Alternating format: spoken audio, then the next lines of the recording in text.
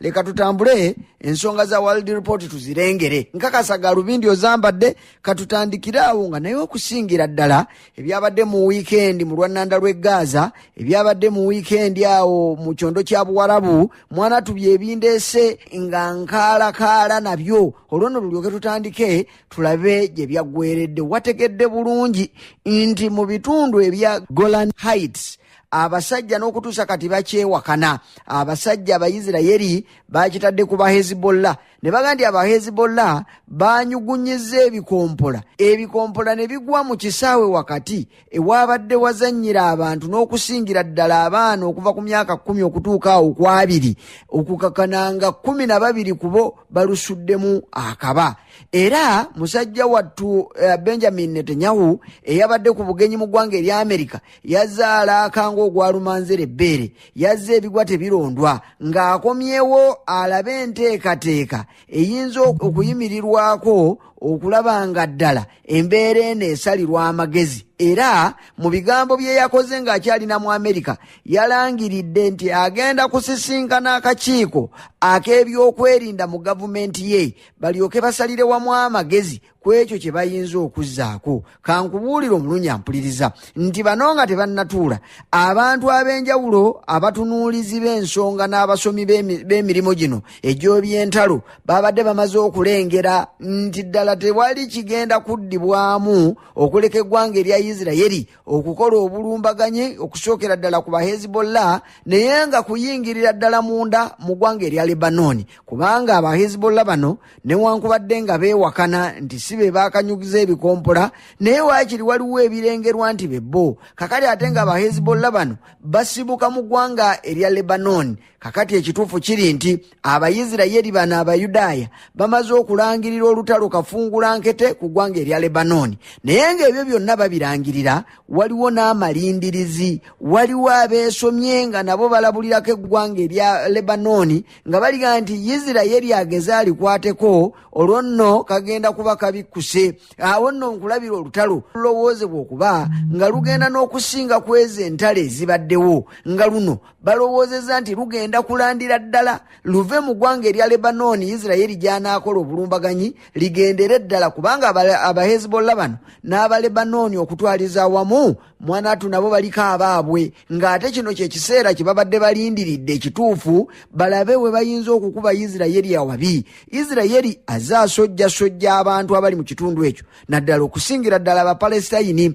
abo kyenkana abasseemu abantu 5,000 egijjudde n'abalala 9,000 mwattu babuuse n'obubalangulo okuva luli ng'ennaku z'omwezi 7 omwezi ogw'Ekkumi onojjukira olutalo kafungula nkete olugenda mu maaso munda mu kyondo kya Buwarabu awo mu ggwanga erya Palestine. Isirayiri yekola obulumbaganyi okuva lwe bagirumba Hamazi, naye mwanattu abafudde bangi. Kakati ng'oba oli awo ebiwayi by'abantu ab'enjawulo okuva mu mawanga ag'enjawulo, ebiwayi by'abannalukalala okuva mu mawanga agalumirirwa eggwanga erya Palestine babadde banoonya emmanduso we bayinza okutandikira mu ngeri y'ekikwanguyiro kyanguyire ekikajjo lya kibisi mwanattu nga tebalabawo. Kakati oluwenda lulabika luweze nga wano amawanga geesunga nti Isirayiri kagitande emale ne bw'enaaba esonze lugalo mu ggwanga erya Lebanon wano ekigenda okwabikira. Omulunyi ampuliriza ojja kujjukira nti Lebanon nsi ku bwayo, era ne bano abasajja Hezbollah kibinja ky'abalwanyi kyokka kibiina kya byabufuzi ekiri munda mu ggwanga erya Lebanon. Naye gavumenti ya Lebanon tebiri wakati ng'era toyinza kugiwaayiriza nti ye yatumye bano, kyokka kabejja era kabuto waabwe ye Irani ali wali ku bbali naye yatandise dda okutaakaka n'abuulira Isirayiri nti tegeza ne yeeyiwa amanda mu mbugo, kubanga ejja kuba yeetemeredde mukira kubula kyetuuza singa enaageza n'ekola obulumbaganyi ku Lebanon. Olwo nno obugumiikiriza bwa Irani ku ggwanga lino erya Isirayiri ne banywanyi ba Irani bugenda kuba bukomyawo, bagenda kukikola ekiba kibe. Olwo nno olyoka olabe. Kakati emboozi ezifaanana bwe ziti ezirimu okufa n'okutta, ezirimu okulumba n'okulumbwa zeeraliikiriza amawanga mangi, si wano wokka mu kyondo kya Buwarabu naye amawanga g'abazungu gali amanene ddala. Eggwanga erya Amerika beeraliikirivu, amawanga Bufaransa, Bungereza, Bajamani abo bonna beeraliikirivu, kubanga ekituufu kasookedde olutalo luno lutandika mu mwezi ogw'ekkumi ogw'omwaka ogwayita,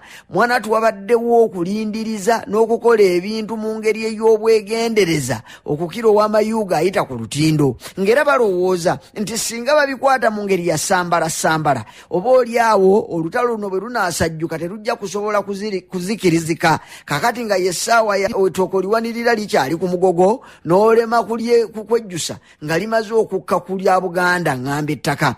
Awo amawanga we gaviiriddeyo ne googera ebigambo bye ŋŋenda okubuulira nga gajuliza nti oba oli awo Isirayiri yandyekomyeko n'etabaako kyekola mu nteekateeka eno, oba ensonga ne zikwatibwa mu ngeri y'ekisajja kikulu. Ekirali ekyo Abahezbollah bateereddwawo nga kamasu okusobola okumasula Isirayiri eno eyeepanka balyoke bagikube bagireke ne mu kkubiro. Omulonyi ampuliriza, olunaku lwajjo lwabadde lwa Sande, naye mu Golan Heights, okusookera ddala Golan Heights, bitundu Isirayiri yabyekakaatikamu okuviira ddala mu mwaka ogwa 1967. Ojjukira entalo ezaaliwo ng'amawanga amawarabu gagezaako okukola obulumbaganyi ku ggwanga erya Isirayiri, weewaawo nga gaalemwa. Naye mu kulemererwa, ebitundu bino ebya Golan Heights byali bitundu eby'eggwanga erya Syria. Kakati ebimu nga ku ebyo ebyagenda mu lutalo olwo oba mu ntalo ezo Isirayiri yabyezza. Kakati awo mu Golan Heights wewali ekitundu ekimanyiddwa ekiyitibwa Modal Shams, wano weewabadde embeteza. Njagala kukubuulira nti abaana abaafudde olunaku olwajjo ku Sande, baŋŋamba bano abaafiiridde mu bulumbaganyi obwakoleddwa obukyewakanwa n'okutuusa kati mu bitundu ebyo ebya Modal Shams baasiibye baziikwa.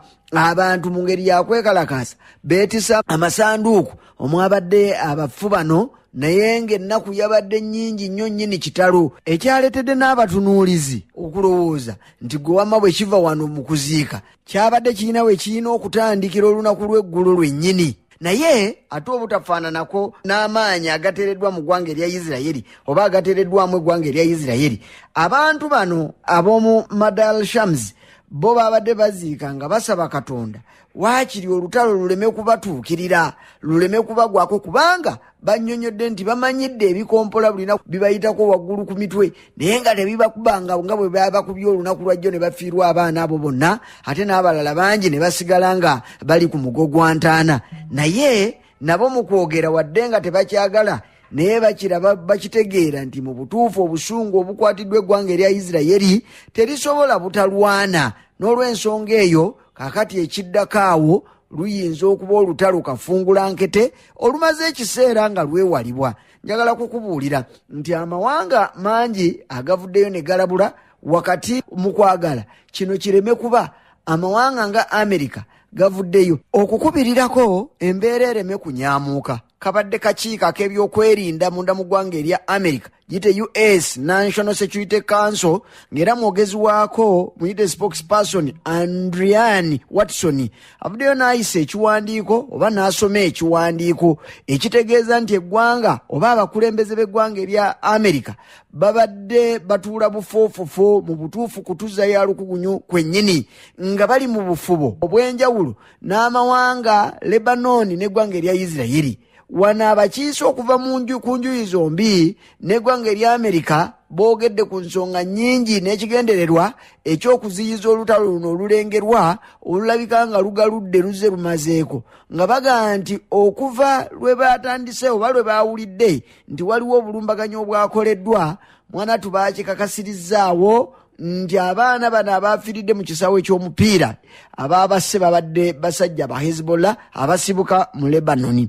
Kakati olw'okuba nga bakyewakana, obujulizi we buli nti ekikompola ekyakubiddwa mu kisaawe kita abaana abo gye kyavudde ebitundu ebyo bifugibwa basajja bano aba Hezbollah. Kakati nga mu buli ngeri yonna toyina bw'oyinza kwewakana kunuuna sukaali ng'akubunye ku mimwa. N'olw'ensonga eyo Amerika ng'eyita mu US National Security Council esabye buli muntu yenna waali mu nsi avumirire ekikolwa kino, kyokka alabe nga bino tebibaawo. Ke kafubo ke babaddemu nga basaba amawanga gombi gatte ku bigere balabe nga okulwanagana tekubaawo, kubanga okulwana tekuliimu bulungi n'akamu. Njagala kubulira nti ng'ekiwandiiko kino tekinnasomebwa musajja mukulu ono Andrian Watson munne Anthony Blinken ngono ye minister oba muyite secretary of state ow'eggwanga erya America yavuddeyo wakati mu kukubirira ensingo n'avumirira bino ebyagenze mu maaso.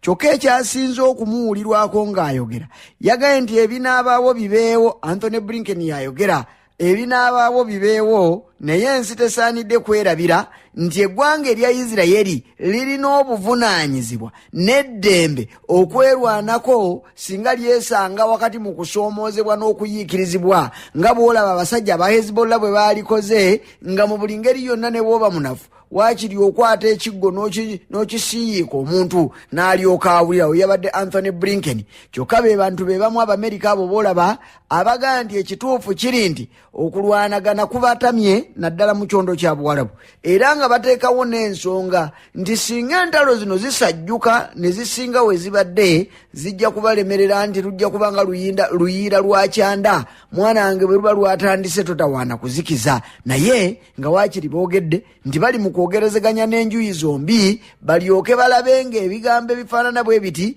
tebimala ne bituukawo olutalo era lutta bantu. Kakati ate era ensonga endala Amerika mpozi kwe yeesimba yega nti ne Isirayiri ne bweba erwanye nga bwe bazze balwana eno mu kyondo kya Buwarabu mu lwannanda lw'e Gaza bwe baba nga tebasse bantu abantu aba bulijjo ogwo teguba nnyo musango era tekyeraliikiriza. Naye ekiyinza obbajjako waya Abamerika kwe kulaba nti Isirayiri bw'enaatandika okulwana ate nga bw'ogufaanana mu ggwanga erya Palestine eno mu lwannanda lw'e Gaza abantu ba bulijjo abaana n'abakazi abakadde abavubukavubuka n'abatoototo be basinza oddusuulamu obuba. Kyokka era Anthony Blinken ono ayogedde nti tebatudde. Gavumenti ya Lebanon bagiri bukiika ng'omwana anatta nnyina nti waakiri bwe baba tebaagala lutalo beetonde mangu ate baveeyo babeeko obubaka bwe babuulira abasajja bano aba Hezbollah bababuulirire nga bwe babalaga ekiyinza okuva mu y'ebiraka, kubanga bayinza okulowooza nti ensonga zino z'amannyo wenu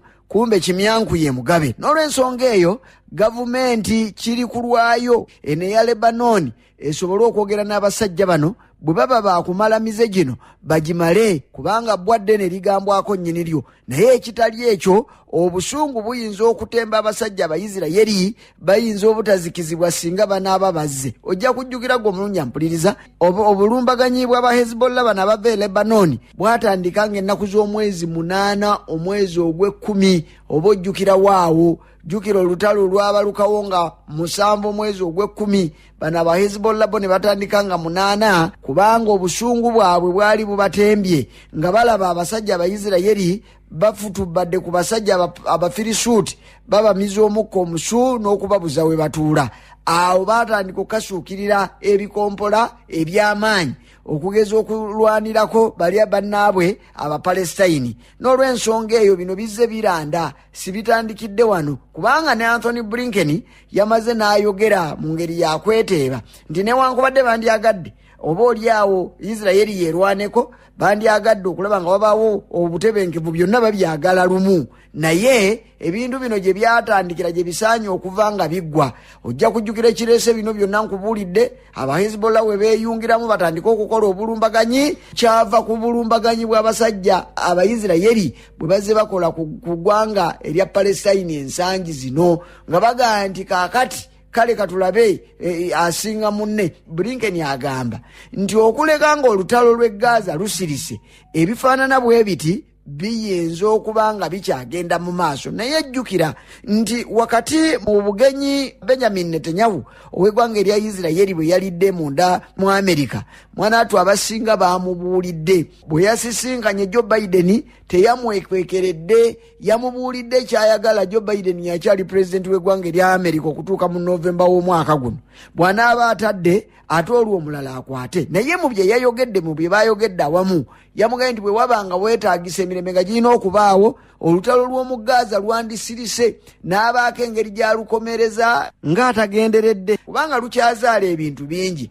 Ate era Benjamin Netanyahu ono bwe yasisinkanye omukyala Kamala Harris asuuliridde okubeera pulezidenti w'eggwanga erya Amerika singa anaawandwako eddusu era abantu ne bamulonda, naye yamubuuliriddewo ngeri yakaate ng'omusezi agula essowaani nti yakuliirako bantu bange, kubanga yamugambye nti ekiseera kye kino olutalo lw'omu lwannanda lw'e Gaza lukome, era bw'amala ajja mwana wange ebigambo tebijja kutambula nga bwe bitambudde. Ekitegeeza nti newankubadde Benjamin avuddeyo kipayopayo mu ggwanga erya America naye ategedde bye balowooza, kubanga newankubadde omusajja oli enantabwekebera Trump naye y'omu ku bandyagadde ebigambo bino bisigale nga bigenda nga bwe biri, naye alina waatuuka naye neyeekubamu ne ku mulundi guno yayogedde n'avumirira obulumbaganyi obwakoleddwa abasajja abagambibwa okuba aba Hezbollah n'ebyo byonna bye balumbye, era n'asaba nti waakiri wabeewo ekikolebwa ku ebyo naddala ku basajja abo aba Hezbollah.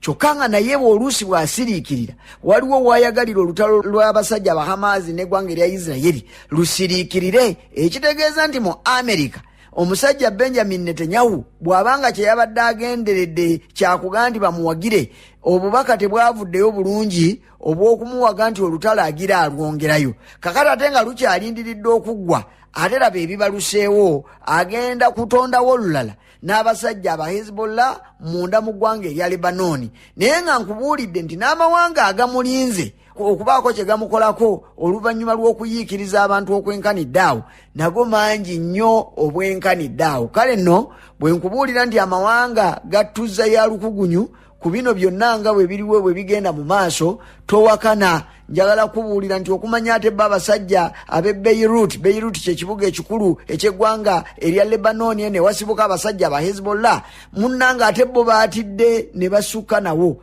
kubanga okuva olunaku lw'eggulo lwadde lwa Sande olwaleero tuyingidde mu Mande, entambula z'ennyonyi ziyina engeri gye zeesazeeko. Amakampuni agatambuza abantu mu nnyonyi gasse ku kigere. Kampuni z'ennyonyi eziwerera ddala 6 ziyimirizizza entambuza y'abantu mu nnyonyi okutuusa nga waliwo ekirabiseewo. Kakati ebisaawe by'e Beirut, jjukira ebimu ku byo byali byakubwa dda mu 2006 n'eggwanga erya Isirayiri. Singa tewabaawo kikolebwa, eggwanga erya Isirayiri lyandibadda mu biwundu, newankubadde nga balina ababawagira, naye banaagenda okujja nga waliwo ennyonyi ezikubiddwa. Amawanga mangi agalina abantu mu ggwanga eno erya Lebanoni, mwana wange gatandise dda n'okubayitayo nga gabaga nti abange mujje nga akakisa kakyaliwo, ng'ewayitika wakyaliwo. Temulindirire ebyo, ebinindiriza yameza Semitego. Mwe mujja kuddaawo mugaye nti mulinze ebigambo biryoke biboononekeko.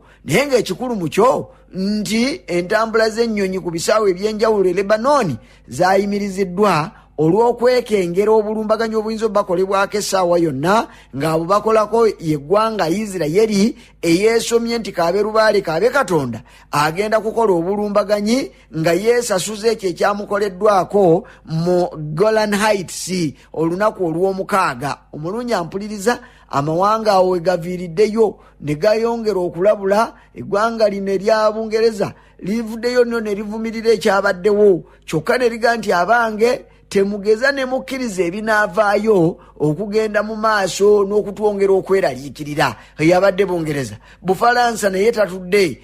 Foreign Ministry naye evuddeyo ministry ya nsonga za wabweru wa ggwanga eryo n'enenya byonna ebyabaddewo eyo mu Golan Heights, n'evumirira buli ekyabaddewo, naye ewunzise egamba nti mazima ddala tebageza ne bateekawo embeera eyinza okuwa omwaganya okulwanagana okweyongera okusinga nga bwe kwabadde. Kakati nno yo Egypt ate ewuliddwa ng'ebigambo byeyogedde abakulembeze b'e Egypt baga nti bo bwe binaaba bitabuse bagenda kudda nnyo ku ludda lwa Lebanoni. Ojja kujjukira nti ennaku zino zonna ng'olutalo lugenda mu maaso munda mu Palestine, Isirayiri babadde bakkanya ne Egypt, naye ng'ate oluusi bagira ne bawuguka. N'olulala Egypt yalekako abasajja n'abakazi okuva mu ggwanga erya Palestine ne bayingira abenkanira ddala 8,000 anti nga yenyiye, era abo abantu babattira bwereere ategezaako okuteesa Isirayiri tebikkiriza. Kakali no munnange bagambye nti bwe banaaba bakoze bwe bati Abayisirayiri ne bakola obulumbaganyi ku ggwanga liri erya Lebanoni, Misiri eyinza okudda ku ludda lwa Lebanoni olwo nno ne balyoka bazoganya eggwanga erya Isirayiri. Akati tulindirira ekinaava mu lukiiko. Prime Minister w'eggwanga erya Isirayiri lwagenza okusisinkana security cabinet eya Isirayiri kye bagenda okuvaamu nakyo, naffe nno kye kinaatuwa entambula y'olwaleero ku ssaawa 7